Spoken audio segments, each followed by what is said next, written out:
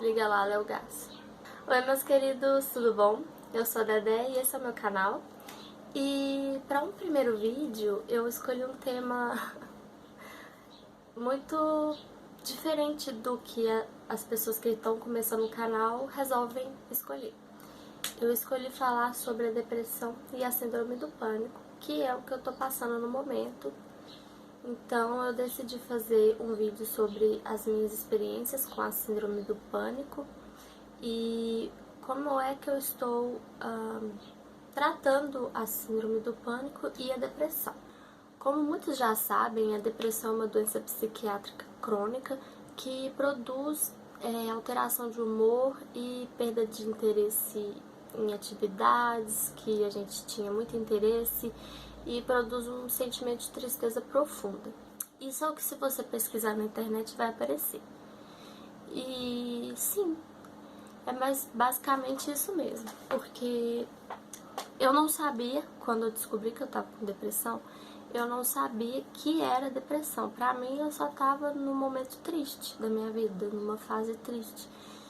E com a depressão, eu acabei descobrindo que a gente é pela gente mesma. A gente fica sozinha, a gente tá sempre sozinha, porque amigos não ajudam a gente geralmente nessa fase, porque pra eles é drama, pra eles a gente tá só querendo chamar atenção. Então isso faz com que a maioria dos seus amigos se afastem, porque eles querem apenas pessoas que estejam de bom humor, pessoas que estejam 100% felizes, pessoas que estão sempre dispostas a tudo. E a depressão, ela meio que te desanima de tudo.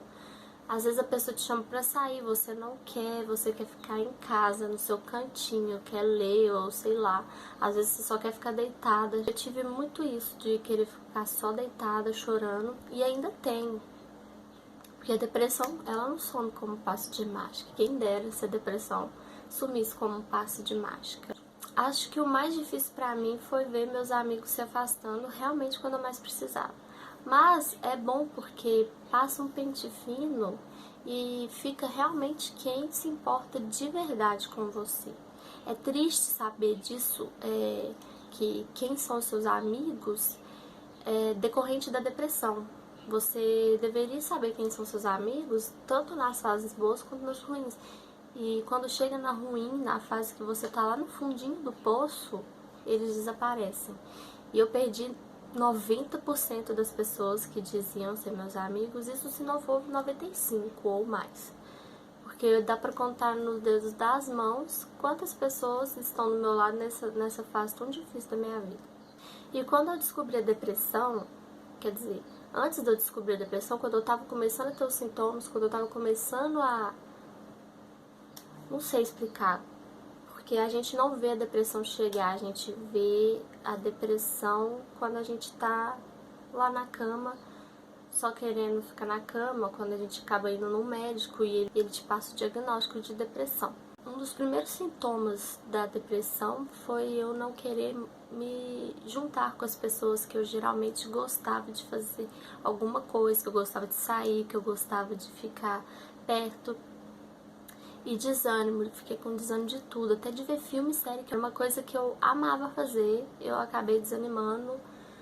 E teve um momento específico nessas crises depressivas que eu tive no começo, foi quando eu tava no aniversário de uma amiga, que não mora na mesma cidade que eu, mora em outra cidade, e eu ia de carona com outras duas amigas. E nesse dia eu não estava no meu melhor momento, eu estava realmente muito triste, eu estava sem entender o que estava acontecendo comigo, porque eu realmente não estava entendendo o que era aquilo que eu estava sentindo. No caminho eu só coloquei o foninho e fui quietinha na minha, escutando música, tentando absorver e entender o que era aquilo que eu estava sentindo, o que era aquilo que estava passando na minha cabeça, o que era aquilo que estava acontecendo. E essas duas amigas acabaram entendendo de outra forma, falaram coisas pesadas comigo. Uma até disse que não poderia me ajudar porque eu não queria ser ajudada, mas eu não sabia o que estava acontecendo comigo. E pouco tempo depois desse acontecimento, as duas se afastaram de mim, pararam de falar comigo por um tempo. Passaram-se uns tempos e as crises depressivas aumentaram e com elas veio as crises de pânico, que foi pra mim muito estranho, apesar que a minha mãe já teve síndrome do pânico, ainda tem, porque não é uma coisa que some, que se cura, é uma coisa que você aprende a lidar, que você aprende a controlar. E nesse passar de tempo, eu fui emagrecendo, eu fui perdendo alguns quilos. Isso me deixou muito assustada. Eu comecei a achar que eu estava morrendo e foi daí que veio a crise de pânico. E a primeira crise de pânico que veio, eu estava na minha loja. Eu e minha irmã, a gente tinha uma loja de roupas e nesse dia só estava eu sozinha, era um sábado. E de repente eu comecei a sentir meu coração acelerado, falta de ar, minha mão começou a suar frio, eu comecei a tremer, eu comecei a ficar com um medo enorme de morrer ali. Eu fechei a loja, vim embora correndo, chorando e entrei pro meu quarto. Eu nem fechei a porta, que eu não consigo ficar com a porta aberta, mas eu nem fechei a porta, deitei na minha cama e comecei a chorar. E a minha mãe ficou muito preocupada, ela entrou no quarto, perguntou o que estava acontecendo e eu fui explicar o que eu estava sentindo. E aí ela falou que eu tinha que procurar um médico, mas eu tenho muito medo de médico, de ir ao médico. Tem gente que tem medo de ir no dentista, tem gente que tem medo de, sei lá, eu tenho medo de ir no médico, porque eu tenho medo, eu não sei porquê, mas eu tenho. Eu comecei a adiar, eu adiei e eu comecei a ter crises fortes, eu não conseguia comer, eu não conseguia beber o que eu gostava de beber, eu não conseguia fazer nada, e isso me deixando muito triste. Uma coisa que eu fiz muito e que eu aconselho a quem passa por uma síndrome do pânico a não fazer é pesquisar na internet os seus sintomas. Porque no começo eu não sabia, então toda hora eu pesquisava. Eu não consigo comer, eu perdi meu apetite, tô sentindo tal dor aonde. Eu pesquisava na internet, você está com câncer em tal lugar, você está com câncer não sei aonde, e sempre aparecia câncer, câncer, câncer, e aquilo foi me deixando muito mal, e eu tinha certeza que eu tava morrendo de câncer. Eu não queria ir no médico, e se eu fosse no médico eu descobri que eu tava com câncer, que eu tava morrendo, e eu fui adiando, até que um dia eu vi, quando eu fui no dentista, porque eu achei que eu tava com câncer de boca, pelo que eu pesquisei na internet. Eu tive que ir no dentista, e dentista eu nunca tive medo, eu sempre gostei de dentista. Aí eu tava há muito tempo sem comer direito, na verdade eu tava sem comer quase nada, eu não conseguia comer, eu conseguia comer às vezes um palmito ou uma azeitona, era o que conseguia mastigar e engolir e ficava. Eu fui nesse dentista, ele pediu pra me tirar um raio-x, e no dia que eu tava indo tirar no raio-x, eu tava muito bamba, porque eu não tava comendo. Eu tava descendo, indo pra tirar esse raio-x, e descendo, rezando, pedindo pra Deus pra não deixar eu desmaiar na rua, porque eu tava muito bamba de verdade. Eu não conseguia andar direito do jeito que eu andava, eu tava andando segurando as paredes. Isso me deixou muito triste. Eu cheguei na casa do meu avô depois do raio-x, eu deitei na rede, eu dormi. E ele me ofereceu almoço, eu não quis comer porque eu não conseguia. Eu fui embora, subi no morro, segurando de novo nas paredes das casas que tinham na calçada. E quando eu cheguei em casa eu falei, eu realmente preciso ir num clínico geral. E nesse tempo todo eu tava tendo crises de pânico devido às minhas pesquisas na internet, que eu não conseguia parar de pesquisar todo o sintoma que aparecia. Tô com dor de cabeça, vou pesquisar na internet, era tumor. E aquilo começou a me deixar com mais crises ainda. E aí a minha mãe falou, não, você vai ter que ir no clínico geral sim, você vai no clínico. E outra amiga minha disse que eu deveria ir no clínico geral, que eu tinha que fazer um exame, que eu tinha que fazer uma consulta. E aí eu consultei, finalmente, depois de muito recusar, eu fui no médico. A doutora me pediu o exame de sangue e eu contei pra ela tudo que eu tava sentindo, tudo que tava acontecendo comigo. Ela me deu um pré-diagnóstico de depressão e síndrome do pânico. Pediu os exames, eu fiz. Tava tudo certo nos exames e ela falou que sim, que era uma depressão, uma síndrome do pânico, que eu deveria tratar e com remédio. Eu tinha muito medo de tomar remédio de depressão e outro tipo de remédio, porque eu tinha medo de viciar em remédio, pois a minha tia, ela era viciada em Neosaldina. Então eu sempre tive muito medo. E ela me receitou alprazolam para dormir, porque eu não conseguia dormir, e oxilato de escitalopram para me tomar. E depois eu comecei a tomar, eu comecei a sentir uma melhora, as crises de pânico diminuíram, mas não pararam. Vez ou outra acontecia uma crise. E a primeira crise muito forte minha, eu acabei indo pra UPA, porque eu achei que eu tava infartando, eu tava realmente sentindo todos os sintomas de infarto. Cheguei lá, fui atendida, a enfermeira que faz a pré-consulta me atendeu super bem, mas na hora que eu cheguei no médico, o médico riu da minha cara, falando que pessoas com síndrome do pânico geralmente atrapalham o serviço dele, porque a gente sabe que a gente não tá morrendo, a gente sabe que não tem doença nenhuma, mas a gente insiste em procurar um médico porque tá achando que tá morrendo. E aquilo me deixou muito triste, porque ele é um médico, ele sabe o que a pessoa com síndrome do pânico sente. Ele sabe que a gente acaba sentindo realmente todos os sintomas do infarto, mesmo sabendo que não tá infartando, a gente não, na nossa cabeça tá, entendeu? E eu fiquei muito triste porque ele era um médico formado há muito tempo, ele era mais velho e tava me tratando como se eu não tivesse, sabe, depressão e síndrome do pânico é algo irrelevante para ele. E depois as crises deram uma diminuída e eu, por minha conta mesmo, achei que eu poderia parar com os remédios de depressão e de síndrome do pânico, que é o Oxalic. Achei que eu poderia cortar ele de vez, que eu já tava ótimo, já tava curado. E parei. No primeiro mês foi tudo ok, no segundo mês também tava legalzinho e começou de novo a ter as crises de pânico forte, diferente das primeiras, mesmo que eu fui na UPA, diferente delas, foi uma crise muito forte. Nossa, foi uma crise terrível. E eu comecei a ter constantemente, foi tipo uma atrás da outra mesmo. E eu comecei a achar de novo que eu tava morrendo.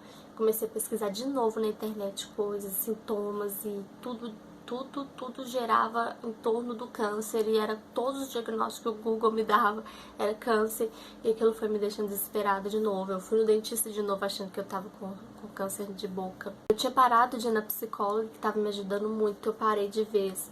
Aí quando eu vi isso, eu tava num retiro e eu tive uma crise muito forte lá. Foi ficando muito forte, muito intensa. Eu não conseguia parar de pensar que eu tava morrendo, que eu tava com câncer mesmo. 2 casais de tios meus aferiram minha pressão, fizeram um teste de glicose em mim e tava assim, tudo dentro do normal. Mas pra mim eu tava péssima, porque eu tava tremendo muito, eu tava com as mãos formigando, os pés, não conseguia comer, o coração acelerado toda hora, o sono frio. Isso num domingo. Na segunda, eu acabei indo pra UPA de novo, achando que eu tava infartando. Porém, a médica que me atendeu era uma médica incrível. Parece que ela realmente entendia mais do assunto. Ela entendia mais o que as pessoas com síndrome do pânico passavam. E ela sentou comigo, ela conversou comigo até eu me acalmar, me receitou um remédio para eu tomar lá na hora que ia me acalmar. Falou que se eu sentisse ainda de novo, eu poderia voltar e procurar por ela, pedir para ser atendido por ela. Eu gostei muito dessa médica e ela me deu um encaminhamento com urgência para eu voltar a ter um atendimento com psicóloga e para me fazer os exames de novo com o clínico geral. Eu não marquei o exame clínico ainda, mas eu voltei a fazer consultas com a psicóloga Jaqueline, que é uma excelente psicóloga, tá me ajudando muito, ela é um doce de pessoa. E é isso, gente. Eu acho que o assunto depressão, síndrome do pânico tem que ser mais falado, tem que ser mais tratado, porque as pessoas ignoram muito o fato que hoje em dia os jovens estão se matando por causa de depressão, os jovens e os adultos também com síndrome do pânico estão passando por momentos difíceis, mas as pessoas e a sociedade em si, no geral, resolve ignorar esse fato. Todo mundo tapa os olhos quando tem um amigo que tá triste, que tá desanimado, que começa a mudar o jeito dele. Às vezes a pessoa não sabe que o amigo está com depressão e começa a ignorar, porque a pessoa começa a recusar convites para sair. E às vezes o que esse amigo mais precisa é que você ajude ele, ao invés de ignorar, de parar de conversar, de tratar mal, de falar que não pode ajudar porque ele não quer ser ajudado, que é drama. Eu acho que os amigos hoje em dia estão muito preocupados com o status, estão muito preocupados com a vida social, com quem vai te proporcionar melhores coisas. E eu acho que isso não é um tipo de amizade que as pessoas querem. Seja para os outros o que você quer que os outros sejam para você. É muito difícil passar por isso sozinho. E eu sei porque muitas vezes eu me sinto sozinha, apesar que eu tenho as pessoas mais importantes do meu lado, que é a minha família.